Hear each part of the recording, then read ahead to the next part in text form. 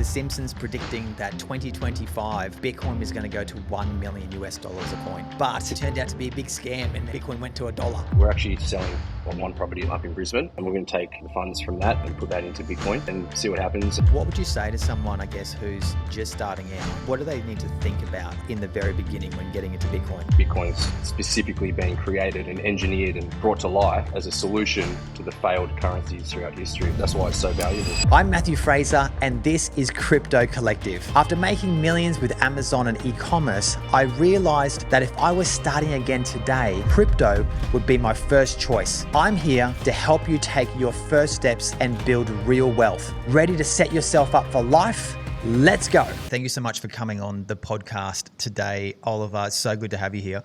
The reason why I'm so excited about having you on is because a lot of the time when you look around over social media, particularly YouTube, you see all these guys talking about Bitcoin and you just think they've got it all made. They've probably got hundreds and hundreds of Bitcoin stacked and they're multimillionaires. And I think what's going to be so good is to hear from yourself is your journey of getting into the Bitcoin space, because you're just like me, just the everyday person who's just trying to make ends meet and get ahead in life, basically trying to create some wealth for your family. So let's start off. How did you discover Bitcoin? Well, I've heard of Bitcoin. Obviously, Bitcoin's been around for 14, 15 years, whatever it's been. So I've heard of it. I never really looked into it until I guess I saw you at a seminar or a conference about a year ago, nearly a year ago now, up on the Gold Coast. And you were chatting to me because you'd sort of gotten into Bitcoin, and you're talking to me a little bit about it. And it's like, yeah, I should look into that. It's probably a good idea. And then I put it off for a few months, and obviously everyone in the crypto space knows what's happened to Bitcoin and its price over the last year. And yeah, as it sort of skyrocketed, I've thought to myself, you know what, I really need to pull my thumb out and have a bit more of a look into it and see what's going on, because the returns are just insane compared to other asset classes. Yeah, absolutely. So basically you were in, because I remember when we sat together at that conference, and we were there actually because of e-commerce, and I'm still in the e-commerce space. I'm still selling on Amazon and Shopify and what have you. That's how I make my money to put into Bitcoin. But so you were there as well. So what's your background right now? Because I know you're also you got a plumbing business as well. Yeah, it's an electrical business. So I'm an electrician by trade. Sorry, did I just downgrade you then? I didn't mean to downgrade. He's an electrical. Electrical's the number one trade. Yeah. No, I did my apprenticeship when I was a young bloke. Just sort of finished school. I wasn't a genius at school or anything. So I was got into an electrical apprenticeship. My neighbour, I was living at home with mum and dad at the time, and my neighbour was an electrician, and he had sort of pretty awesome house, good property, drove a Mercedes and some other nice cars. I'm like, oh, this guy's an electrician. Like, I'll see. I don't need to go to university or anything to be a Sparky. So I had a chat to him, and he sort of talked me into it. So that's how I got into electrical. Over the years. He had a Mercedes.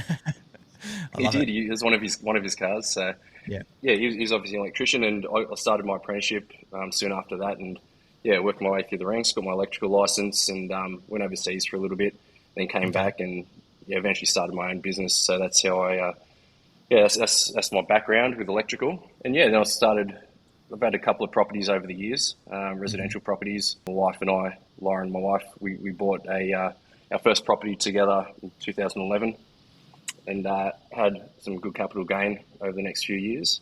Mm-hmm. That property was just not far from where we live in Sydney. Then we refinanced that into a second property and turned them both into investments. Mm-hmm. And then 2020, we don't know. Okay. So 2020 came around, COVID, and we took a pretty big hit, as a lot of businesses did. Okay. During sort of 2020, 2021, 2022.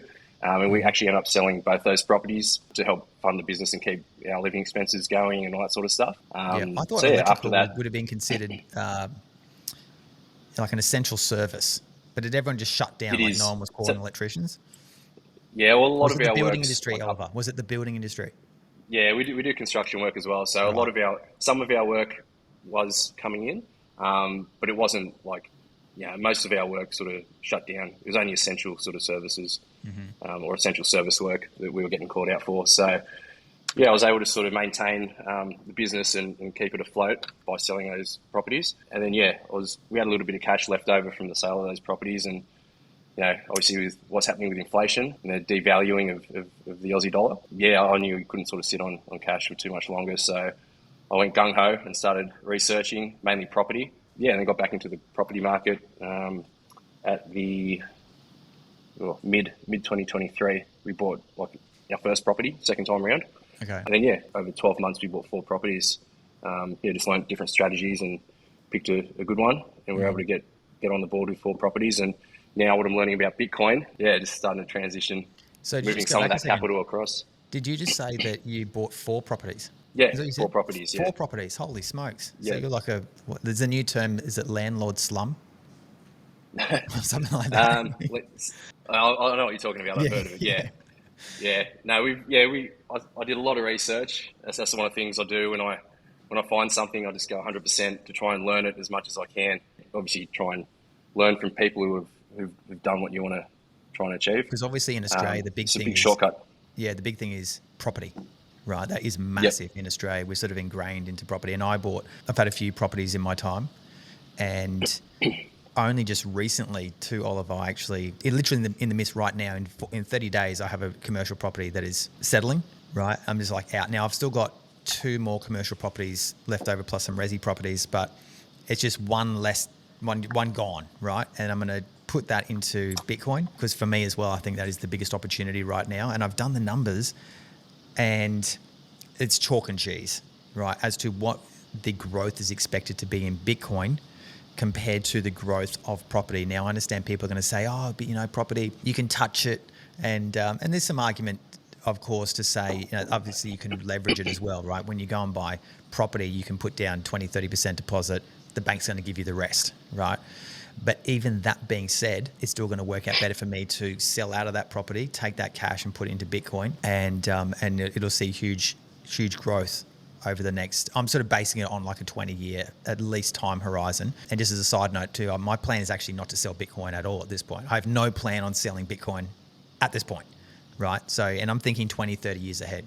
Yeah. So back to you and your property. So you've got these 4 properties, and now you're making this switch into Bitcoin. So what's the strategy there? Yeah. So with the 4 properties, firstly, I think for me, my situation, I think it's important we keep a couple of the properties, just obviously with the tax benefits and deductions on for our taxable income and all that sort of stuff, which I don't believe you get with Bitcoin. But with the first property, we're actually selling 1 property at the moment up in Brisbane. We're going to take the funds from that and put that into Bitcoin and see what happens. I've been talking to you and doing some other research as well about other strategies to try and grow your crypto or Bitcoin portfolio. And with my business as well, I've sort of just got like a cash reserve sitting there with our profits from our business. And obviously same as if you just got cash sitting in the bank, in your own personal bank account, that's sort of dwindling away with inflation and that. So I'm going to look at setting up, putting that profit into a Bitcoin treasury for the business. Oh, I see. That's where you're going with that. Okay. Yeah. So I do the same. Rather than sitting there. Yeah. So I'm still learning a lot about Bitcoin, obviously very early. I've only sort of maybe since October been studying it and really doing the research on it full on. But that's one way. And also we've got a self-managed super fund as well that we have a property in too with some other cash in there. So I actually got a meeting with our accountant later this week. So I'm going to have a chat with him and get everything set up to start buying some in there too. Okay, wow. So you're going gung-ho. So, and do you have a personal account as well? So you're putting Bitcoin in your personal name as well? Yeah. At the moment, I've only got 1 account. It's just in my personal name. Okay, but the plan is to basically you'll have a personal account, you'll have your business treasury, as you call it, and then you'll also have some of your self-managed super allocated to Bitcoin as well. Is that the plan? That's the plan, yeah. Okay, which is basically the same thing that I'm doing, except probably the difference is I've got all of my super. This is where people, usually when I tell people this, their jaw just drops and they're just like, what the fuck are you doing? All of my super is in Bitcoin. Nothing else allocated to anything else. No property, no shares, no nothing, right? And my super for forever was basically sitting in industry super fund, okay? Copying the fees. It was getting, I think over the last 20 years, the average has been between 7 and 8% return, right? And the other thing too, I guess there's another sort of ideological reason why I also want to pull that money out too, is I don't want to support the superannuation system. And a lot of the time the trade unions and things like that are tied up in that, and they're all taking their cut, and I don't want to support that. But I do want to support the Bitcoin community, because I consider Bitcoin the freedom money as well, like generational wealth changing. So, I mean, I remember it's probably 4 years ago now, I did some Bitcoin training with somebody else, right? And I paid $20,000, and this was before I even had Bitcoin. But what I knew though at the time was I'd already done this Amazon training, and I spent a fair bit of money on coaching and things like that, which ultimately led me to do over now probably 55 million now, but a fair bit, and it's sort of set me up for life. And I thought, you know what, before I spend any money in this Bitcoin space, I'm going to go and get some coaching. So I spent $20,000, got 1 year hands-on coaching with this guy. And I remember him telling me during the journey, he's like, yeah, all of my super's in Bitcoin. And I was like, wow. I was even thinking, are you crazy? Shouldn't you just have it allocated? Because I was still in that frame of mind too of like, oh no, you got to diversify. You got to have some over here and some over here and some over here. And I think for me, it's sort of changed somewhat too, because I think once you find the number one asset, it's like, why would you not put as much as you can into the number one asset? So then I went down that rabbit hole even further. And let me say this too, because I think this is also important for a lot of people. You've got a wife, you've got 4 kids and one on the way as well, right? So you've got to bring your partner along in the journey too, right? Because you can't just rock up one day and just say, I looked at Bitcoin price and last year it did 120% in 2024. So it looks good. I'm going to we're going to move all our super now into Bitcoin, right? Because they're going to be like, Oliver, are you nuts? Right? They're going to have the same reaction that I did to that guy. Yeah. And the reason why the coach previously had the conviction, because he had a lot of experience and understanding of the asset class. So now I've further down for myself as I've gained more experience. I've now said, you know what, it's now time to move this. You know, I feel comfortable doing that, right? And so the point I was going to make though is that I had to then have that conversation with my wife, right? But it wasn't day one, right? This was like two plus years down the line of me like every day learning about Bitcoin and also discussing with her the stuff, right? And got to the point where, hey, babe, I'm going to move this over to Bitcoin. She's like, yeah, okay. Yeah. So has that been your experience though with your wife? Yeah, well, I've obviously had conversations with Lauren. I mean, it hasn't been 2.5 years like yourself. I mean, like I said, only since probably October. So it's October, November, December, January, sort of February, 4 months-ish.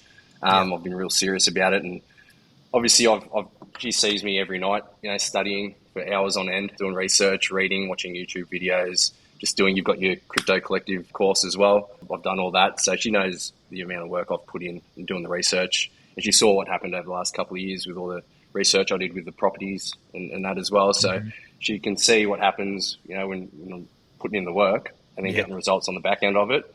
So there's an element of trust there as well. She understands what can happen. Yeah, so she sort of trusts me, and I just sort of teach her what I'm sort of learning along the way.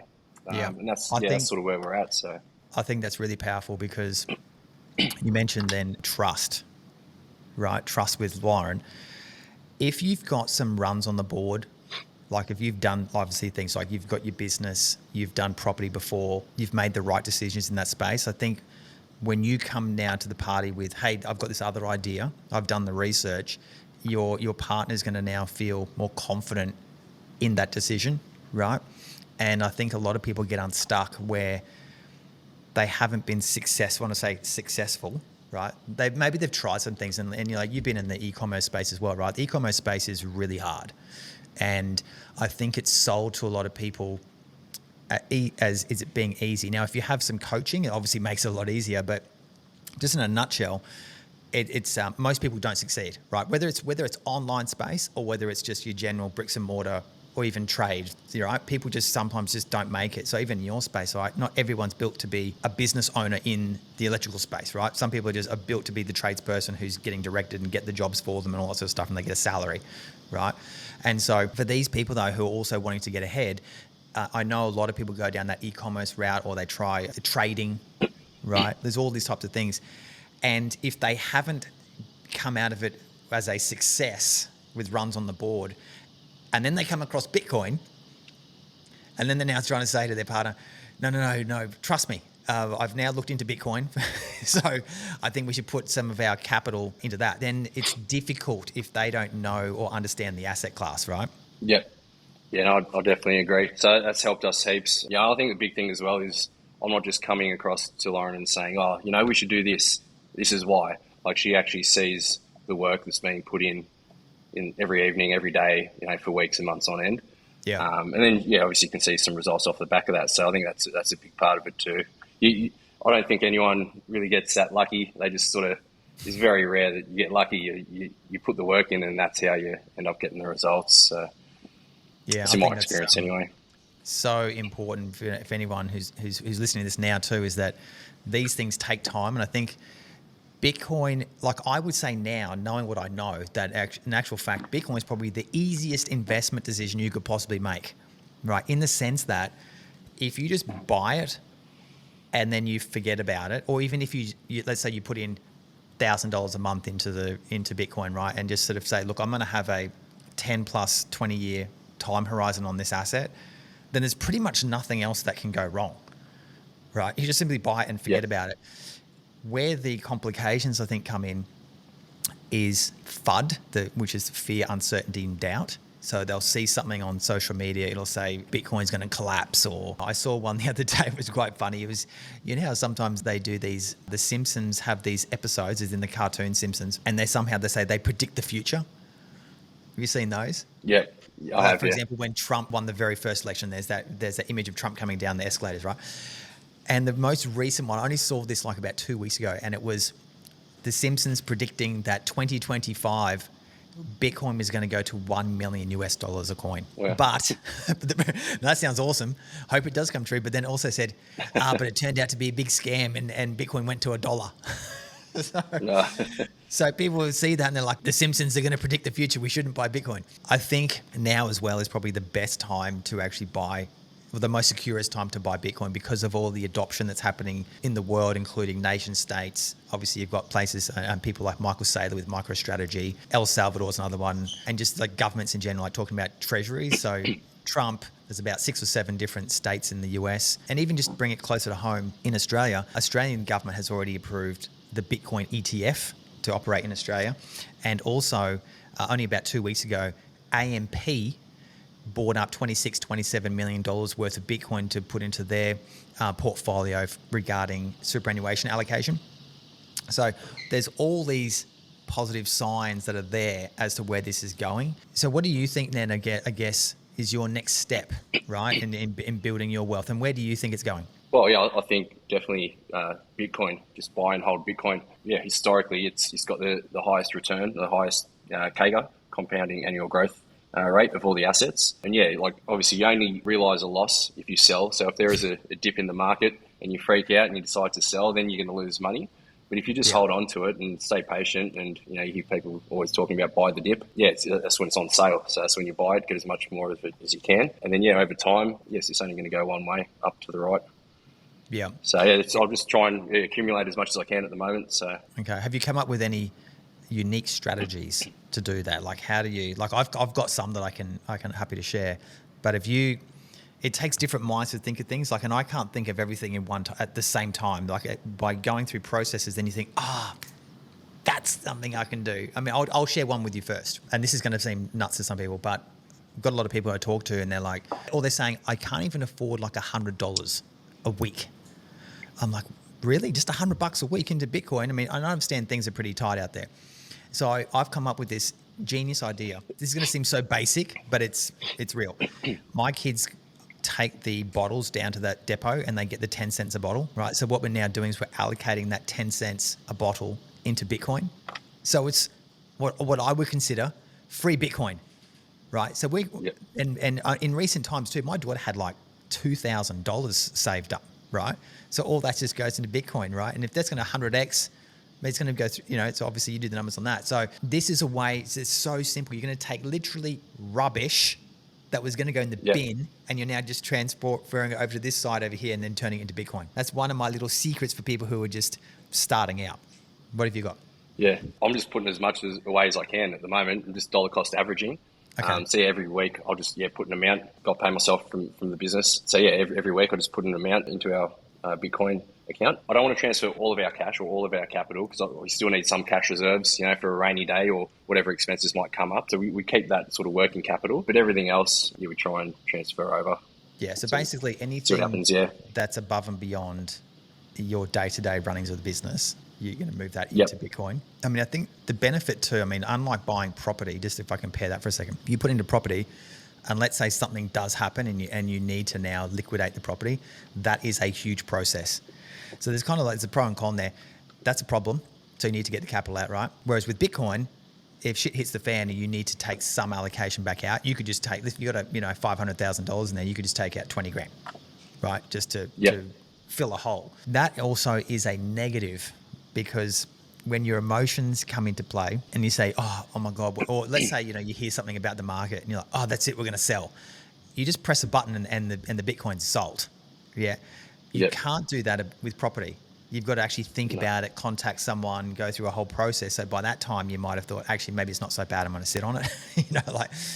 So this is the thing. Hey, just quickly, if you're ready to dive deeper into crypto and Bitcoin and build real wealth, join my free Crypto Collective community. It's where I share exclusive insights and strategies and live discussions to help you succeed. Whether you're a beginner or scaling your portfolio, click on the link in the description and join us today. Now back to the episode.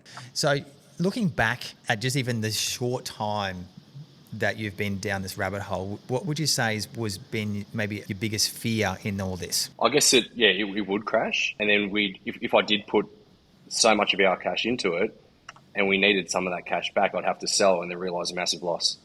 But I think that just comes back down to what I just said just earlier about not putting all your capital into it, keeping some that you need, the rest of it you can sort of transfer over. And the thing as well with Bitcoin, it teaches you so much when you're trying to learn and research Bitcoin.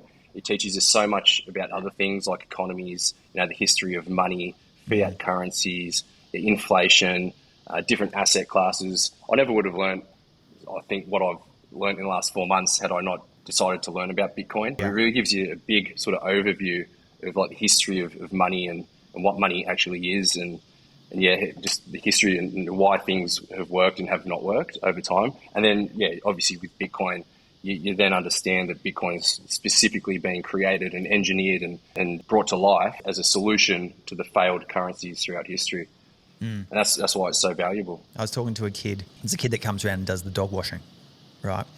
And he's a really good kid and he's passionate about saving money. And I think he's about 13 or something, right? He's saving money. And I'm like, oh, okay, cool. What are you saving up for? And he's like, I'm going to buy a farm. I couldn't help it. This kid's 13. I couldn't help it. I was like, where are you storing your money? He goes, it's in a bank. And I'm like, oh, right. And I had to share with him, right? Because if he doesn't know, I don't think his dad didn't know, right? His dad was there too. I said, did you know that, about inflation and about money printing? And he's like, kind of like, yeah. I said, well, if you leave the money in the bank, the value of that money is going to depreciate over time. So the $1,000 you've got today is going to buy less than in the $1,000 in like a year's time. And they sort of like, oh, okay. I'm like, so if you need to start looking at another asset class, like Bitcoin, for example, right? And his dad chimed in. He goes, oh, yeah, no, we've heard about Bitcoin and we've looked into it and stuff. I said, look, I really think that you need to just he's like a sponge, this kid, right? So I just said, look, so he's actually come into my Crypto Collective group, right? It doesn't cost anything. And he's in there now, like learning all the different things about obviously what you're talking about to do with currency debasement, what is money, savings, how powerful Bitcoin can be as a savings plan. Because I speak to a lot of people too about they want to buy their first property, right? Yeah. And they're all saving this money, but the properties are going up faster than they can save. The currency is being debased at the same time. So their hurdle rate is probably upwards of like 15%, right? So they've got to be earning over 15% on their money every year to stay ahead of the game, right? And once you kind of explain this to people, their brain just, it's a bit deflating, to be honest, right? Because then you think, oh shit, I'm like slogging my guts out, maybe working 1 or 2 jobs. And like yourself, you're in a business. So that's even more brutal because you've got to look after now staff and manage money and all sorts of stuff. And then after all that, you've still got to make over 15%, right? So, and I think Bitcoin to me is the only way to get there. And that's why I think it's so powerful. What have you found talking to other people? Like when you've said, hey, I'm going to be selling this property to buy Bitcoin. What's the reaction been? Or do you tell anyone? I haven't told anyone yet, no. Okay. Just obviously my wife and I have just it's discussed all over it. the internet now. It'll come out eventually, obviously, but I just want to, I guess, get the skin in the game before I start talking about it. Yeah, I want to make my first big investment into it and go from there. Okay. Because it's interesting to see what the reaction's going to be. I know for myself, obviously talking about superannuation, that usually comes with a lot of jaws on the floor. Yeah. But then also too, if you're talking about now selling property to put that into Bitcoin, it's one thing to sort of like have the property and you're like, oh, I'm putting this other money over here into Bitcoin. But they're like, oh, you need to also have property as well. You need to diversify, and maybe not. I'm sort of actually going through this phase too. I don't think I've ever said this to you, but I feel like I go through this phase where I want to de-shed. Like I want to get rid of things. I don't like, I'm looking at, I've got like a stack of cars and just stuff. I've got a lot of stuff. Yeah. I wouldn't say I'm a hoarder, but I do like sort of collecting things. Like I have like this massive record collection from when I used to DJ many, many years ago. So I've still got all of them, right? I've got all these CDs that I've just still got. I can't part with them. Yeah. Yeah. And now it's like cars. And so I made the decision late last year to let one of the cars go. And I sold it for it was cheap. It was like 30 grand. Okay. But it was the psychological barrier of selling this thing that I've loved and I've always wanted, that I had and I've babied it. And now I've let it go to somebody else. And I will say that once I let it go, I didn't even think about it. Right. It was just gone. It's just gone out of my life. Right. And somebody else has got it and I've still got some photos I can look at if I want to. And so then came the next decision. Like yesterday, I went down and I took photos of the 21 model STI that I've got. And that one I bought kind of brand new and I spent like 20 grand on the engine and all that sort of shit. And I'm like, it's such a cool car. But I mean, I literally put it up for sale yesterday. Yeah. I'm like, no, it's going to go. I've driven it like probably 5 times in the last year. Because once I got the Mercedes, I pretty much just drive the Mercedes all the time. Obviously the one that all the electricians have. They've got the Mercedes now, right? That's it. And so I've just so I'm going through this phase now of like, let that go, let something else go. And I sort of feel if I just had everything moved into Bitcoin, I actually feel like I would feel better, right? Yeah. What do you think? Well, I think I agree with you. But I think if you're selling those possessions of yours that you really love and you've had for a long, long time, you're de-shedding, obviously what you're doing with the proceeds of that sale, you're investing it into your future, investing it into Bitcoin. So it would make you feel better that you're doing something worthy with that money. If you were just going to go and waste it on rubbish or whatever else you might waste it on, then you probably would regret it, maybe. Yeah, but for sure. Yeah, the reason I think you're not too fussed about it and you haven't thought of it since is because you know what you're doing with your money. You're investing it into your future. Yeah. And that's ultimately going to help you. Yeah, totally. I had this conversation with Adam the other day, and I said, man, I'm just always thinking about how can I get more Bitcoin? That's all I think about.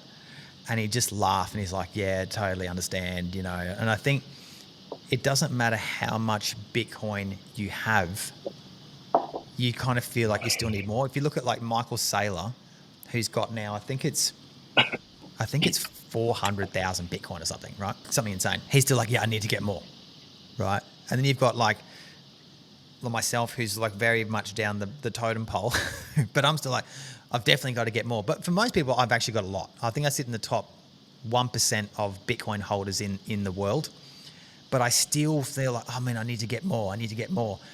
And just like I went, even just recently, actually one of the things I'm doing for the community, the crypto collective community, is I'm trying to prove things to people of how they can get more Bitcoin by doing these actions myself.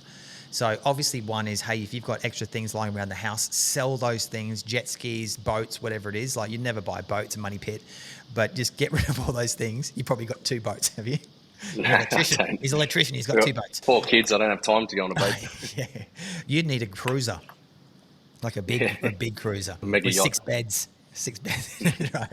That's coming. So like getting rid of that. Also, obviously, just on a very basic level, just turning the rubbish bottles into cash. I even found this loophole the other day of how to use credit card points to get Bitcoin. It's friggin' free Bitcoin, right? These are just free points sitting that you would never ever, people, oh no, I wanted to get a new kettle. No, you don't. Right? Forget about the kettle. And by doing that too, Oliver, some people can think, well, I didn't really have that anyway. It's not like they're taking money out of their day-to-day cash flow and putting it into Bitcoin. They're like, oh shit, what something happens? This is just like credit card points that you can just transfer and buy Bitcoin. Now it's a little bit more complicated than that, but I have a play-by-play strategy in the group. If anyone wants to know, they can click the link in the bio somewhere and come and check it out. And but that's a really simple way of doing it. The other thing that I've just done, I used to be, and I loved, Gary Vee, right? He does flipping. You know how he'll go down to like flea markets or someone's garage sale and he'll buy something and then he'll like flip it and make $100 or something. Now, I'm not that bad. I don't really go to neighbors' place, but I do sometimes jump on like Facebook Marketplace or Gumtree or something like that. I might be looking for something. And literally on the weekend, I'm just sitting there. I somehow ended up on Facebook Marketplace. I saw this aircraft set. Now, I mean, model aircraft. Right, they're really cool ones made by Franklin Mint, if you've seen those, right? They're like die-cast metal. They're about this big. They're awesome. This person was selling 33 of these things for $370. Now, one of those new is like $500. One. Oh, wow. Okay. Yep. I was like, I was like, are you selling the whole lot or are you talking about each? She's like, oh, no. We're moving to Brazil. Everything must go. I was like, damn. So I had to literally jump in the car. I drove like 40 minutes away, picked up all these aircraft, right? And I don't actually want them. My point is I'm going to flip those, right? So I've spent this money. I'm going to flip them. I'm going to now put that money, the profits of that, which is all cash, right? I'm going to put that into Bitcoin. And so I'm trying to, I guess, give people ideas of how I've been able to leverage e-commerce and sales, to build some money to put and now move it into Bitcoin, even if it's at a small scale for the everyday person who doesn't have like what you've got, like a big electrical business or something, you know what I mean? Or properties they can sell, right? And because if they were just to do that every single month, if let's say they just had $1,000 a month extra, mate, it's going to turn into millions into the future if they just continually buy up stuff like that. So I guess that's some of the things. I had to ask you because you've got 4 kids, 1 on the way. My daughters are always saying to me, Daddy, are you talking about Bitcoin or is that about Bitcoin? Or have you got to that stage yet where they're like, you're just talking about too much? Yeah, I talk about it a lot with my wife. They always see me watching YouTube videos trying to learn about it. But no, Spencer, one of my sons, he got some money. He had $50 from Christmas or whatever and said, I want to go and buy this and this and this. I'm like, oh, well, if you put it into Bitcoin, it can make more money over time. So he gave me the $50, put it into Bitcoin, and he came back a week later and said, "Is it $100 yet?" I'm like, "No, not yet, mate. Takes a bit of time." But that's the extent of it so far. It's still quite early with it. But, that's awesome. Yeah. But I mean, that's really cool. I love that because I think the sooner you can get education within children, particularly, the better. I just saw something the other day, actually. I think in Bali, of all places, or it might have been just Indonesia as a whole. They've now got Bitcoin studies in their curriculum. They're now talking about this sort of stuff. And I think in Australia, most people don't think about it because the currency debasement is not as full on as perhaps what you see in other countries. Zimbabwe, you've seen the stories about Zimbabwe. They're based in some other countries within Eastern Europe. I think their money was worth literally more as fire, more burnt, right, to start fires than it was actually as a currency. And in Australia, we've kind of got it pretty good. You know what I mean? Like we have medical and we have all our services, right? And just every year things just keep going up and up and up and up. But, there's no like civil wars or anything like that. So I think it's a lot harder to convince people about Bitcoin because they don't really need to know, right? It's like a slow death for these people, right? You talked about that hurdle rate before. You need to be making sure that, with the inflation and debasement of the currency, you need to find a place to put your money that's beating that 14%, 15%. Otherwise, you're standing still at best. You're not sort of getting ahead. In most cases, you're getting poorer. I just want to get some really key things out of you because you're so fresh into Bitcoin and you're doing so much. It'll be top of mind.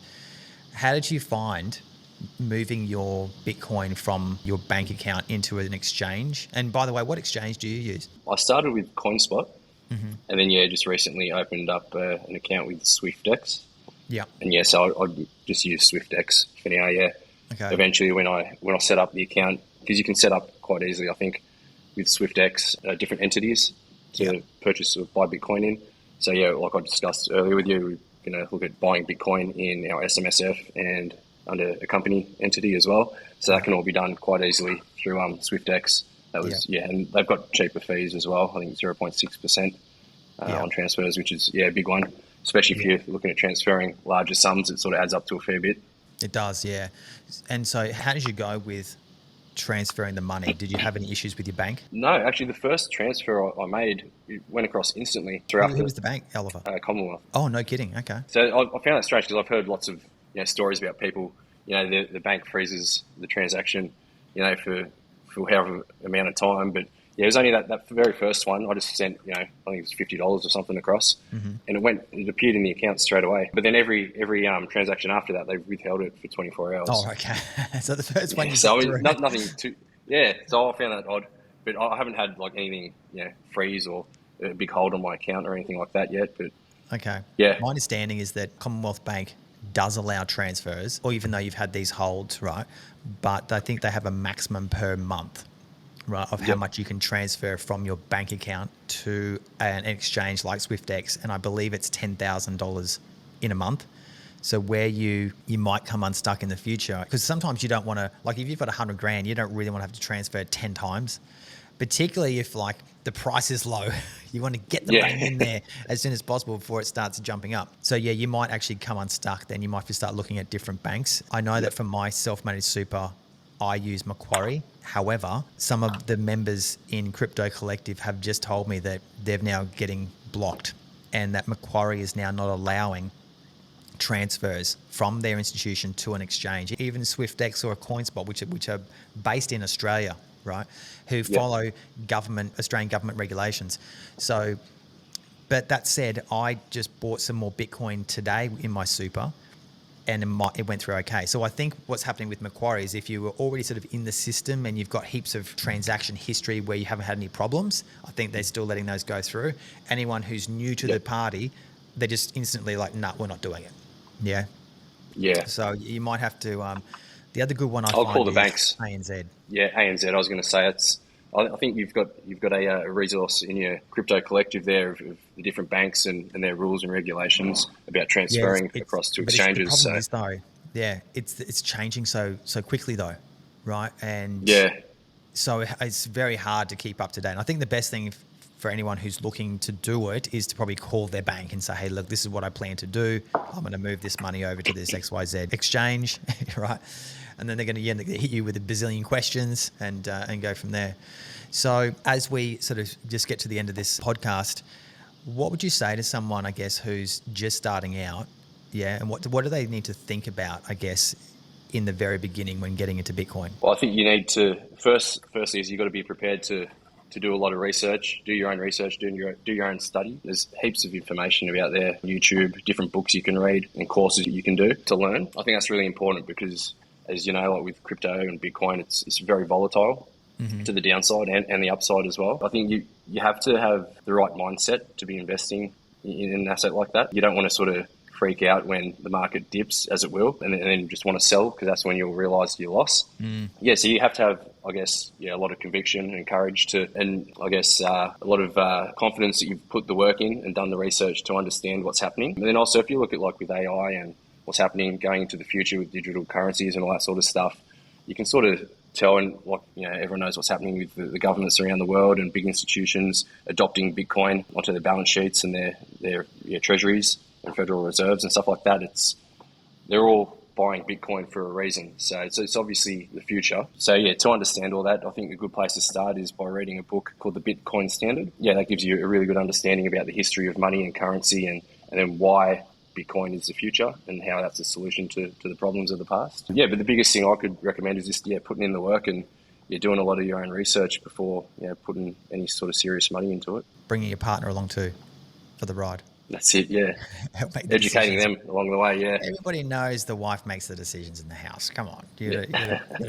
She's rolling the roost, right? You want to keep happy wife, happy life. Exactly. That's what I always say. So I think with the Bitcoin treasury, that term gets thrown around quite a bit. You hear governments talking about a Bitcoin treasury, but basically what it basically comes down to is a Bitcoin treasury is, for me, in my company, I've got a profit account with cash sitting in there that we use for the business. And instead of having the cash sitting in that account in dollars, I'm going to allocate some of that to Bitcoin, set up a Bitcoin account and purchase some Bitcoin using some of that profit, some of that cash. And essentially that's what a Bitcoin treasury is. Yeah, that's exactly right. And what's interesting is in just recent days, certainly in the US, they've brought to fruition the FASB rule, which is where you can now have your Bitcoin on your balance sheet, but it's actually there and it can be realized in its current value. So in previous years, you couldn't have it as its current value.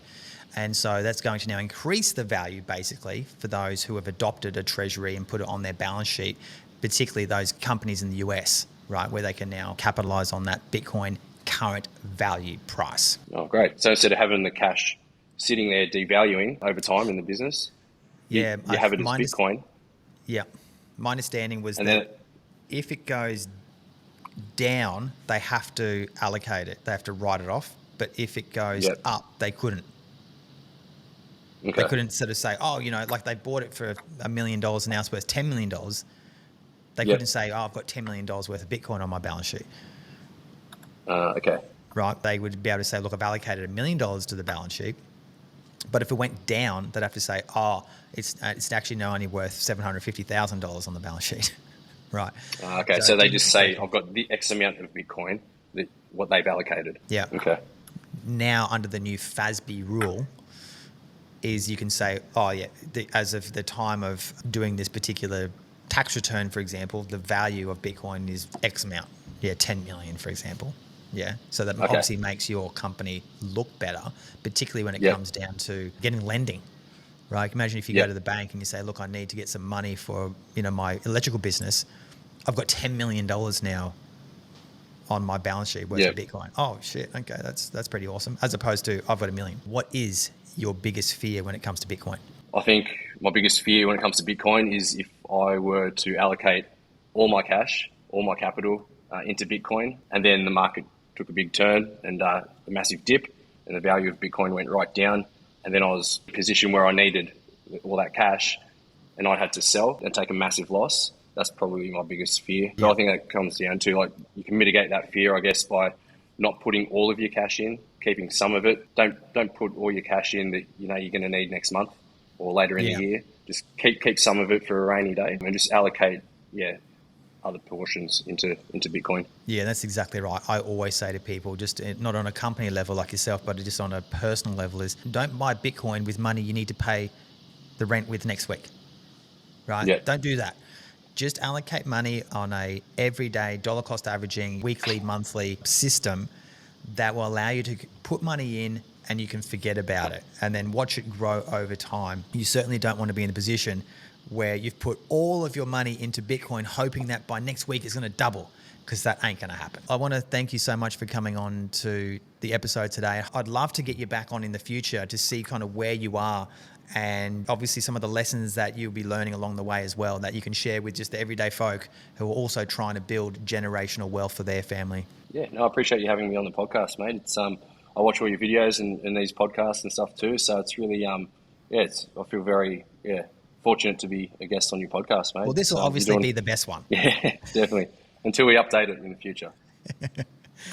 All right. Thanks so much, Oliver. Take care. Thanks, mate. Cheers, mate. Thanks for tuning in to Crypto Collective. If you've enjoyed this episode, the best way to show your support is to leave a 5-star review on Apple Podcast or Spotify, and make sure to subscribe to the YouTube channel so you don't miss an episode. You can also find more of me at I'm Matthew Fraser on all social media platforms.